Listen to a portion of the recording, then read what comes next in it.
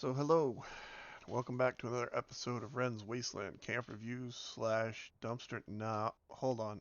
We're gonna do a tutorial today. We're not gonna do a dumpster fires of the Commonwealth video.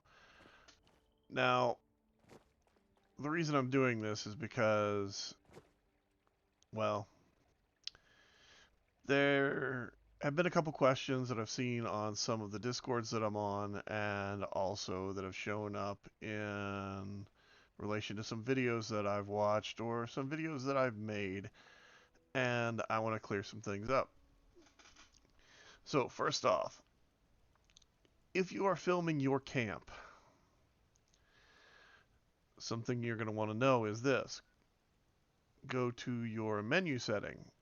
Right now, I am using an Xbox 360 controller, or an Xbox One controller, an Xbox PC enabled controller. You can use whatever kind of controller you want. Now, the thing you're going to want to go to is settings down here.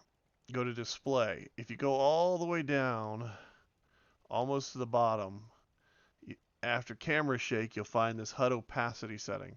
Now what that does is it turns off your HUD in screen. So you no longer have a HUD visible to you when you're filming. Now there's a couple different ways to film in this game. If you are using a NVIDIA GPU, NVIDIA has its own video encoder built into it if you're on PC. If you're on Xbox or you are on PlayStation, you're going to have to use some type of share software. I don't use either of those, so I'm not 100% certain how that works. Whenever I film and I'm on PlayStation or Xbox, I wind up using a small video capture device, which routes my HDMI cable into it, records it onto a flash drive before it goes off to my monitor, whatever that may be, television, whatever. Now on PC it's a little different because you can also use a program called OBS, which is what I use to record 90% of the time. OBS is real easy to get. You can get it through Steam. I think you can download it directly if you want to. But it's easy to configure. There are a ton of YouTube videos based on configuring OBS for filming, and I would recommend watching one of those because although I can tell you how to do it, I cannot guarantee that what I tell you will be as current as some of those videos that are maintained by people who only do that kind of thing and teach you how to set up that kind of thing. Same thing with the NVIDIA encoder stuff. I don't personally use it, but I know that it's out there. You can find it relatively easy if you actually want it. Now, as for the camera, now whenever your gun's away, your character, you have a certain level of free cam mobility that you have to move around here, like such.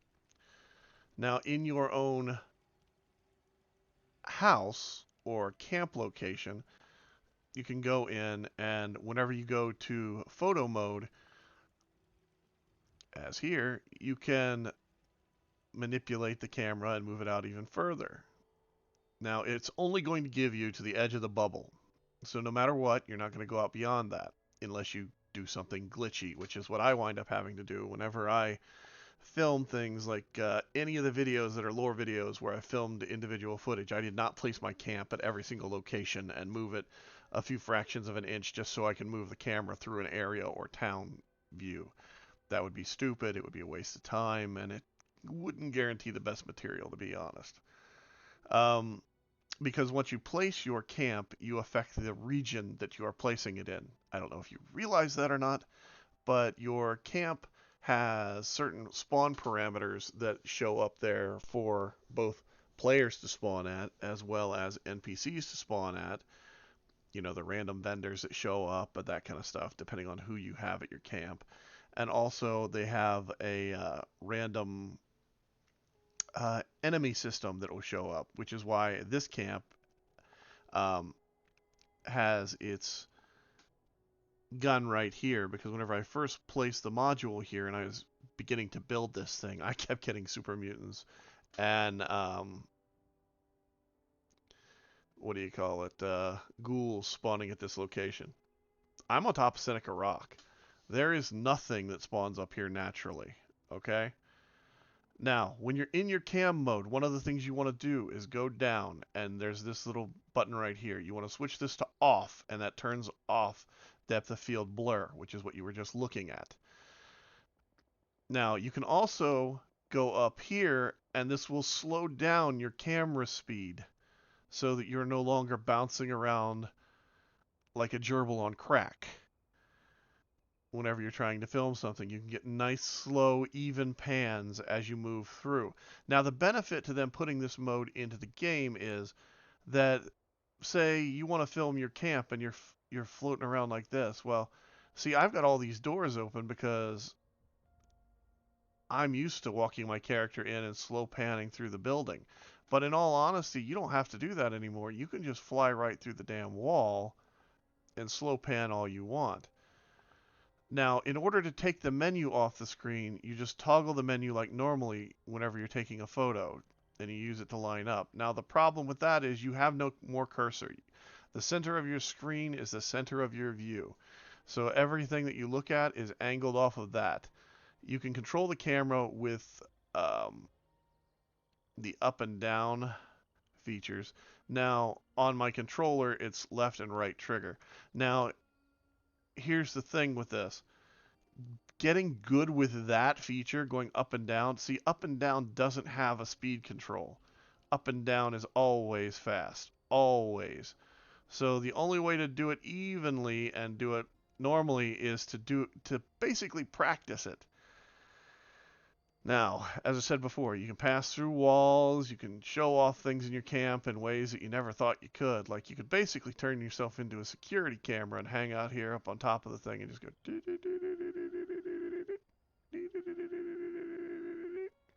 which is just boring as hell, to be honest. But hey, do what you need to do, whatever makes you happy. Now then, so the other thing you need to know about this is if you're filming on PC in particular, not so much Xbox and not so much PlayStation, the apps that they use for filming in those two locations are fairly controlled. Now, on PC, it's a different story. If you're filming with OBS, you want to make sure that you have enough RAM to both run the game and continue to film. Also, make sure you have enough storage on your hard drive allocated for the video that you are shooting. Because you don't want to shoot a whole video and then it's saying, couldn't save it. Or, sorry, we have no more space to give. So you want to make sure you have both storage and RAM to get off the videos that you're making, if that makes any sense. Now, whenever I film camps, I tend to be, especially for my Wasteland camp reviews, I do not use this mode. I am not a person that is at that camp. I am not friends with the people that usually I'm filming. I am just finding camps at random on the servers. Some of them good, most of them bad. I blame Starfield for that at the moment, but in all honesty, it's not. It's the fact that there's a lot of new players in this game from time to time. Usually whenever either Bethesda runs it on sale or Microsoft first added it to the Game Pass. We got an influx of players then as well. Now, the game hasn't changed the entire time. So if you completed the game, the only thing you need to really look out for is either the score board showing up or the occasional new content drop. New content is rare. It's like panning for gold and, well, actually finding it. But, yeah. So, now, I use two different pieces of editing software when I edit videos together. It's because I'll film like this, and I may stop, and I may stagger, and I may have glitches where the camera just goes absolutely haywire, or the server that I'm on totally borks out, and I'll go to fly through a wall, and it'll just like bounce me off of it for some ungodly reason. This game is not perfectly stable. It's a Bethesda game. We expect that to a certain extent. This game, however, has gotten more and more stable over time. It's a Bethesda game. That's what happens. It's also gotten more and more content over time. It's a Bethesda game. They charge you for it, um, in one way or another, but sometimes multiple times. So, now then, this camp right here is floating by definition. It is and it isn't. It is not perfectly grounded to the rock face. This is one of the things that I despise about building in this game. You can't always go perfectly level to the rock face, but everybody makes their own attempts at it. I personally use stacking of foundations when I can, but in some cases, like this one, getting a foundation underneath this one is way more work than it's worth, and way more trouble than it's worth than most people want to go through. Now then, as for this location, this is Seneca Rock. It is not a pleasant place to build a camp. It's narrow, and the nav meshing is crap. So, that being said, whenever you show up at a camp at this location, at like this one, for instance, sometimes you'll show up over here in the rocks, which is great. That's perfect. That's exactly where you want to go. Or you'll show up over here in the rocks. Perfect. That's where you want to go. Or you'll show up underneath the rocks. And by underneath, I mean literally inside the mountain. Not perfect. Not where you want to go. But now, filming wise, back to what I was talking about originally. I use two different softwares. I use Sony Vegas Pro, and I think I'm using version 14. If I want to be honest, right now I think they're on version 21. I would recommend that if you are going to do editing, and I don't just mean editing film. I mean editing your music down to fit the soundbite to the actual piece that you're building.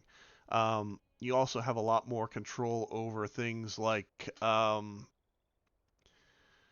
should I put this? Uh, Audio. You can raise and lower audio levels of pre-existing sound quality pretty easily with it. Um, if I remember right, Adobe just came out with an AI-assisted photo editing tool that does the same thing that's in beta development right now. Um, it can actually totally eliminate background audio. So like whenever I move every once in a while, you'll hear my chair squeak, or you might hear my dog go absolutely ape shit whenever when a pizza gets delivered or something like that. But with that tool, you can actually eliminate that stuff entirely. Not always the best thing. Not bad, not great, but it's an option. Now, the other thing that I use is, and I used to use this all the time, was Microsoft's Windows 11 built-in uh, photo editing slash video editing software that's baked into Windows 10 or Windows 11 now, I guess. Oh boy, sorry. That has been discontinued by Microsoft in favor of an app which they can charge you for, which is called Clipchamp. Clipchamp is an online resource where you can upload your clips, modify your videos, add text, add a variety of other things to it, and it works fairly well. It's relatively easy to use. However, I do not recommend paying for it, as it's an online service, and as with any online service, like this online service, for instance, excuse me, um, there are problems with them from time to time. Meaning, um, you could be working on something and it'll totally bork out, and you won't actually have your file anymore. It'll just be gone. Um, it also, instead of directly allowing you to save directly to your PC if you're editing with it, it would much rather go ahead and force you to upload it to a social media or to a off-site storage device that you can store all of your videos on, which is a good thing and a bad thing because it's nice to have options But sometimes you just want the shit to be on your drive and you just want it to be there because you're working on it so you can actually go back and maybe tweak it a little, but not necessarily, start all over from the beginning.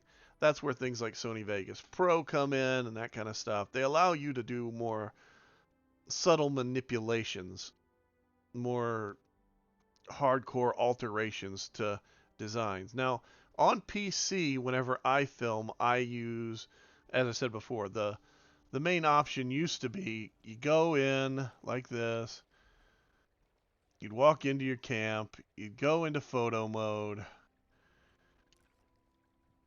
you'd not have the option to fly around in here. You'd be anchored to your body and you'd walk around through the building nice and slow and easy. See that camera speed? It always jumps back up. Remember that when you're doing this. I always forget it until I'm absolutely, going to pay for it later. Now, if you're filming in your building, because of the way this works now, I would suggest turning off show player unless you're trying to literally place your player on a stool somewhere or a chair or something for a scenic addition to the build that you're building. The problem with any filming is, well, you never know what's going to happen. You could come in and, like, I came in when I filmed this camp originally, and I came in and I got it all set up and ready to go, and my camp follower was up here at her little bench, and I gave her a nice dress and gave her a full outfit, and then I show up to film and go outside and, just literally go do an event, come back, um, set up to film, set up my character so I can do it without an issue. I don't even see her right now, so I don't even know where she's at. And maybe she ran away with the milkman. But she's standing there in her underwear. And I'm looking at it like, what the bloody hell? Hell, I even put it in the video because I was shocked that it occurred. Now, in this game, one of the things that I like to do is I mix and match my power armor skins to give myself different looking sets of power armor. This is one of those. It's got 3 different skins on it. I want to say Enforcer, the Rider, and I don't remember what the third one is because I don't remember where that helmet comes from off the top of my head. But yeah, it's just be careful with what you do in your filming. Pay attention to it as best you can. The other thing is if you're filming on a live server, you have your vendor out. Well, sometimes your filming can be interrupted by people showing up, like the person just did here.